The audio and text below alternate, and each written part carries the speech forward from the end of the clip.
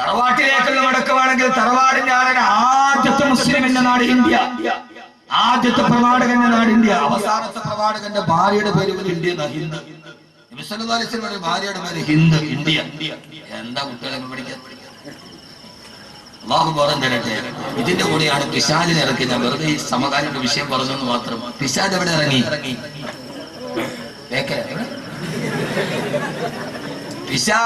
പിശാച് ജോർദാനിൽ ഇറങ്ങി.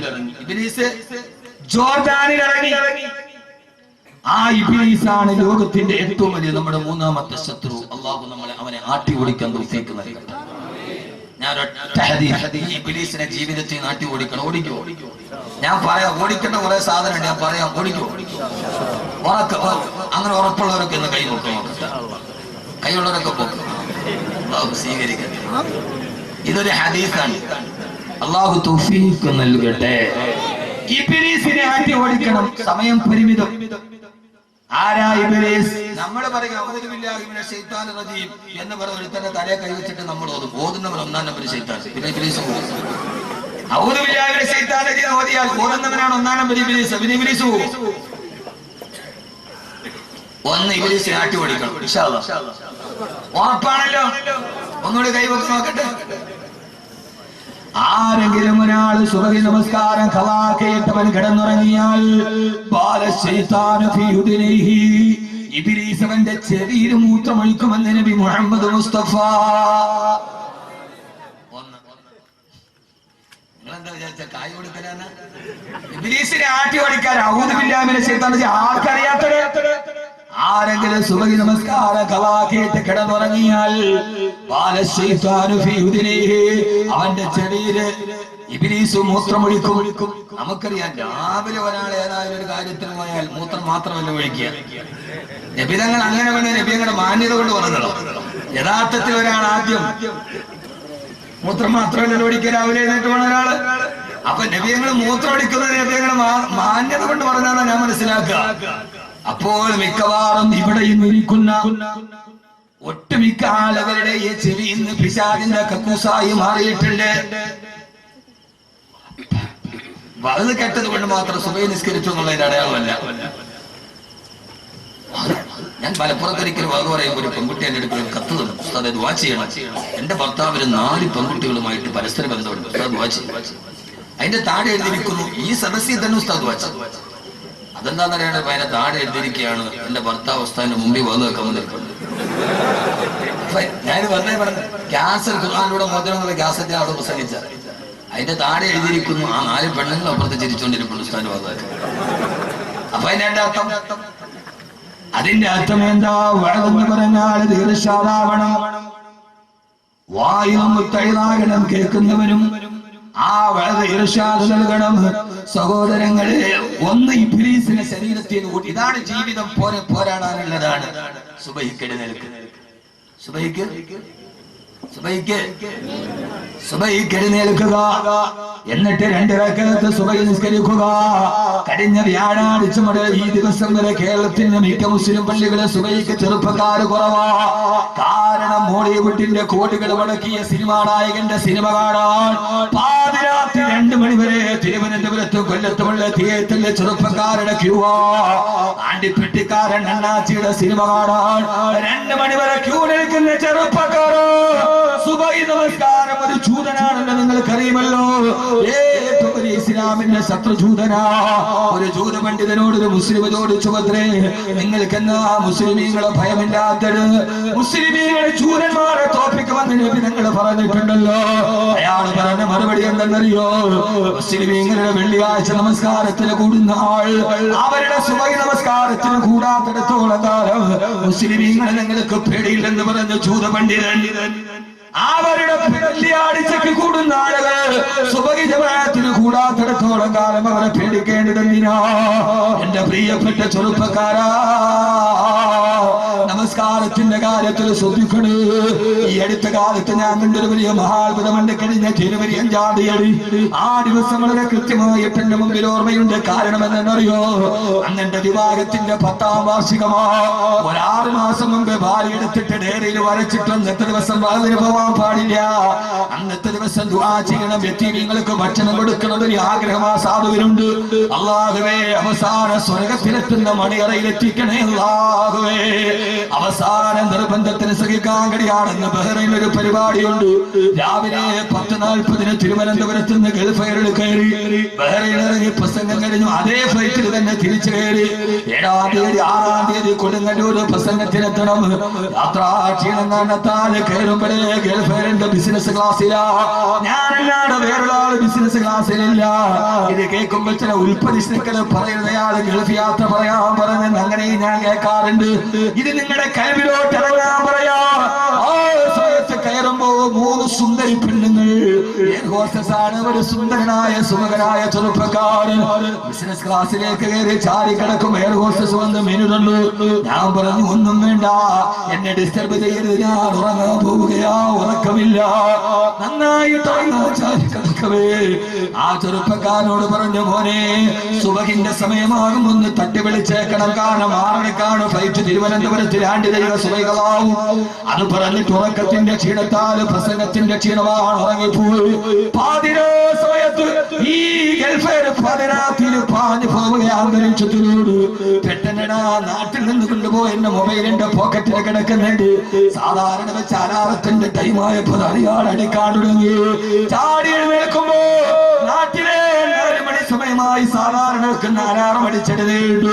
എഴുന്നേറ്റപ്പോ കേട്ടത് അതിന്റെ ഉള്ളിൽ നിന്നും പൊട്ടിക്കരയുന്നൊരു ശബ്ദമോ. ഞാൻ എന്റെ കണ്ണുകളെ കാതുകളെ വിശ്വസിക്കാതെ നോക്കിയപ്പോ പടച്ചതമ്പുരാനെ തന്നെയാണ് സത്യം. ആ എയർ ഹോസ്റ്റസിന്റെ നടുവിലിരുന്നു കൊണ്ട് ബിസിനസ് ക്ലാസിന്റെ നടുവിലുള്ള തറയിൽ ഞാൻ നേരത്തെ കണ്ട എയർ ഹോസ്റ്റസായ സുമകനായ ചെറുപ്പക്കാര സുദൂതിൽ കിടന്ന് പൊട്ടിക്കരയുകയോ. ഞാൻ സ്ക്രീനിൽ നോക്കുമ്പോ ആ സമയത്ത് എയർ ഇന്ത്യ ഈ ഗൾഫ് എയറിന്റെ ഫ്ലൈറ്റ് 30,000 അടി മുകളിൽ പറക്കുകയോ. അറബിക്കടലിന്റെ മുകളിൽ 30,000 അടി മുകളിൽ പറക്കുമ്പോ ആ സമയത്താണ് താഴെ കിടന്ന് പൊട്ടിക്കരയുന്നത്. അല്ലാഹു മൻസുർ ഇഖ്വാനനാ, ഞങ്ങളുടെ സഹോദരങ്ങളെ നീ കാക്കണേ അല്ലാഹ്. അല്ലാഹു മഖ്ഫൽ മസാജിദനാ, ഞങ്ങളുടെ പള്ളികളെ നീ കാക്കണേ അല്ലാഹ്. പൊട്ടിക്കരഞ്ഞുകൊണ്ട് കണ്ണുനീര് തടഞ്ഞില്ല തുടങ്ങുമ്പോ കുറെ കരഞ്ഞു കിടന്നപ്പോ സഹോദരങ്ങളെ ആ സമയത്ത് ഞാന് ആ പടച്ചവനെ അല്ലാഹുവേ അല്ലാഹുവേ അല്ലാഹുവേ അല്ലാഹുവേ ആ സമയത്ത് ഞാൻ നോക്കുമ്പോ അയാൾ എന്നെ തട്ടി വിളിച്ചു. ഞാൻ എഴുന്നേറ്റു. അവിടെ ഇമാമത്ത് നിന്ന് നിസ്കാരം നിർവഹിച്ച് നിസ്ലാം വീട്ടിയിട്ട് തിരിഞ്ഞു നോക്കുമ്പോ അവന്റെ പുറത്തേക്ക് ഞാൻ നെയിം പ്ലേറ്റ് നോക്കിയപ്പോ അതിൽ എഴുതിയിട്ടുണ്ട് മുഹമ്മദ് അഹമ്മദ് യാസീൻ ഷർഖി, അതാണ് അവന്റെ പേര്. ഞാൻ ചോദിച്ചു മോനെ നീ എവിടെ നിന്നാ? അറബി ഭാഷയിൽ അവൻ മറുപടി പറഞ്ഞു നിന്നെ ഫിലസ്തീൻ, ഞാൻ ഫലസ്തീൻകാരനാ. പാസ്പോർട്ട് ആണെങ്കിലും ഫലസ്തീനിയാണ് ഞാൻ. എന്റെ ഉമ്മയെയും എന്റെ സഹോദരങ്ങളെയും ജൂതന്മാര് കൊന്നൊടുങ്ങിയപ്പോ ജോർദാനിലേക്ക് ഓടിപ്പോയടാ. പൊന്നുമോനെ അറബിക്കടലിന്റെ മുകളിലൂടെ 30,000 അടി മുകളിൽ ഫ്ലൈറ്റിൽ പറക്കുമ്പോൾ പൊട്ടിക്കരഞ്ഞിട്ട് പടച്ചറപ്പിനോട് ദുആ ചെയ്യുന്ന വജ്രായുധമുള്ളത് കൊണ്ട് അമേരിക്കയുടെ ജാലസന്ധാനമായ ഇസ്രായേലിന് ഇന്ന് ഫലസ്തീനിലെ മക്കളെ തൊടാൻ കഴിയാത്തത്. അവിടെ ഏറ്റവും വലിയ ആയുധമേടാ, അവിടെ ആയുധമേടാ. ലോകത്തിലെ ന്യൂനപക്ഷമായ ഗസയുടെ മക്കളെ കൊന്നെടുക്കാൻ ക്ലസ്റ്റർ ബോംബുകൾക്കും വിയറ്റ്നാമിനെയും കംബോഡിയയെയും ചെച്ചിനെയും സോമാലിയെയും അഫ്ഗാനിനെയും ഇറാഖിനെയും തകർത്തെറിഞ്ഞ മലനിരകളെ തകർത്തെറിഞ്ഞ ബോംബുകൾക്ക് ഫലസ്തീനിന്റെ മക്കളെ കല്ലും കവണയും ഉപയോഗിച്ച് ഇന്തിഫാദയിലൂടെ ചെറുത്ത് നിൽക്കുന്ന മക്കളെ തോൽപ്പിക്കാൻ കഴിയാത്തത്. 30,000 അടി മുകളിലും താഴ്ച നിസ്കരിച്ചിട്ട് പൊട്ടിക്കളയുന്ന ചെറുപ്പക്കാരനാ ഫലസ്തീന്. എന്റെ പൊന്നു ചെറുപ്പക്കാരാ, ഇത് തഹജ്ജുദിന്റെ കഥയോ. സുബഹിക്ക് വാങ്ങ് വിളിക്കുമ്പോൾ പുറപ്പിന്റെ അടിയിൽ കിടക്കുന്ന ചെറുപ്പക്കാരാ, ഇബ്ലീസിനെതിരെയുള്ള 1ാമത്തെ പോരാട്ടം. വാങ്ങ് വിളിക്കുന്ന സമയത്ത് വന്ന് പള്ളിയിൽ വന്ന് നിസ്കരിക്കുക. അല്ലാഹു തൗഫീഖ് നൽകട്ടെ. പെങ്ങളെ സുബഹികളാക്കരുത്. നമ്മുടെ ജീവിതത്തിന്റെ ഏറ്റവും വലിയ ആയുധം സുബഹിയാ. അല്ലാഹു നിലനിർത്തി തരട്ടെ. കൈവക്കിയവർക്കൊക്കെ ഒന്നുകൂടി കൈവക്കിക്കൂടെ ഇൻഷാ അല്ലാഹ്. അല്ലാഹു നിലനിർത്തി തരട്ടെ. എന്റെ ഇന്നത്തെ ഏറ്റവും വലിയ ലാഭം, ഇത്രയും ചുമച്ചും കുറച്ചും പറഞ്ഞിട്ടും ഇന്നത്തെ എന്റെ ഏറ്റവും വലിയ ലാഭം, ഇതിൽ ഒരാളല്ല ഈ പൊക്കിയതിൽ 10 പേര് നാളെ സുബഹിക്കുമെന്നല്ല, മുഴുവൻ വരും എന്നുള്ള തെറ്റിദ്ധാരണ എനിക്കില്ല. 10 പേർ ആണല്ലോ ലാഭം. അല്ലാഹു ലാഭം നൽകി അനുഗ്രഹിക്കട്ടെ. അല്ലാഹു ലാഭം നൽകി അനുഗ്രഹിക്കട്ടെ. വയ്യ സഹോദരങ്ങളെ സമയാതെ അള്ളാഹു നമുക്ക് ബോധം തരട്ടെ. ഒന്നുകൂടി അള്ളാഹു തൗഫീഖ് നൽകട്ടെ. ആദരവായ രണ്ടാമത് ഇബ്ലീസിന്റെ അടുത്ത യുദ്ധം. ഓക്കെ അല്ലാഹു സുബ്ഹാനഹു വ തആല ഇബ്ലീസിനെ സ്വർഗ്ഗത്തിൽ നിന്ന് പുറത്താക്കിയപ്പോ ആ സമയത്ത് ഇബ്ലീസ് പറഞ്ഞു, അല്ലാഹുവേ, നിന്റെ അടിമകളായ മനുഷ്യരെ പഠിപ്പിക്കാൻ ഞാൻ ഇറങ്ങുകയാണ്. എന്റെ അടിമകൾ, നിന്റെ അടിമകൾക്ക് നിനക്ക് നിസ്കരിക്കാൻ പള്ളിയുണ്ട്. ഫജഅലി മസാജിദാ, എനിക്കൊരു പള്ളി തരണേ അല്ലാഹുവേ. അല്ലാഹു പറഞ്ഞു, ഇബ്ലീസേ, നിന്റെ പള്ളിയിൽ ഹമ്മാമു കുളിമുറിയാണ്. നിന്റെ പള്ളി കുളിമുറിയാണ്. അതുകൊണ്ടാണ് കേരളത്തിലെ മിക്ക ബസ് സ്റ്റാൻഡിന്റെയും പഞ്ചരക്ഷ ഹോട്ടലിന്റെയും ലേഡീസിന്റെ ബാത്റൂമിൽ ക്യാമറ ഉണ്ടായത്.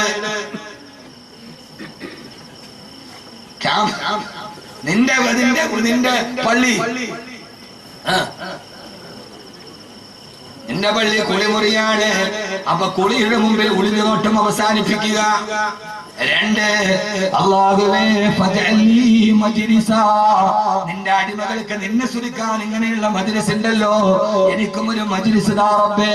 അല്ലാഹു പറഞ്ഞു, നിന്റെ മജ്ലിസ് അല്ല സുവാഖു, ചന്തകളാണ്, മാർക്കറ്റുകളാണ്. പണത്തുണ്ടയിൽ പോയിട്ട് ഫിത്നയും ഫസാദും പറയുന്നതാണ് നിന്റെ മജ്ലിസ്. കൈപൊങ്ങോ നിക്കരിക്കാൻ എളുപ്പം. ഇത് നിർത്താൻ പെണ്ണുങ്ങളെ 4 മണിക്ക് ശേഷം നടക്കുന്ന മിക്കവാറും അയൽക്കൂട്ടം ഫിത്നയുടെ മജ്ലിസാണ്. അതുകൊണ്ട് തന്നെ ആനാണ് നിന്റെ മജ്ലിസ്. അല്ലാഹു കാക്കട്ടെ. ഇതൊക്കെ നിർത്തണം. ഇതാണ് ഇബ്ലീസിനെതിരെയുള്ള പോരാട്ടം. ഈ ആവശ്യമില്ലാതെ പള്ളിയിൽ തന്നെ വന്നിട്ട് പള്ളിയിലെ മുക്കുരയുടെ മുരിയാരുടെ മൂളിൽ കയറണം ഈ പരിപാടി. നമുക്ക് ഏറ്റവും ഇഷ്ടപ്പെട്ട വിശക്കുമ്പൊക്കെ നമുക്ക് ഇഷ്ടപ്പെട്ട ഇറച്ചി പള്ളിയിലെ മുക്കുരി മുരിയാരും.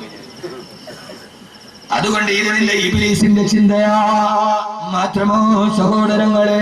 ബഹുമാനപ്പെട്ട അല്ലാഹുവിനോട് ആ സമയത്ത് ഇബ്ലീസ് ചോദിച്ചു, അല്ലാഹുവേ, എന്റെ പള്ളി ഹമ്മാമാണെങ്കിൽ ഫജഅലി മുഅദ്ദിനാ, പള്ളിയിലേക്ക് ബാങ്ക് വിളിക്കാൻ എനിക്കും ഒരു മുഅദ്ദിന വേണ്ടേ അല്ലാഹുവേ. എന്റെ മുഅദ്ദിനാരാണ് അല്ലാഹ്? 7 പള്ളിയിലൊരു മുഅദ്ദിനുണ്ട്. എന്റെ പള്ളിയിലേക്ക് വിളിക്കാനുള്ള പിശാചിലേക്ക് വിളിക്കുന്ന മുഅദ്ദിന വേണം.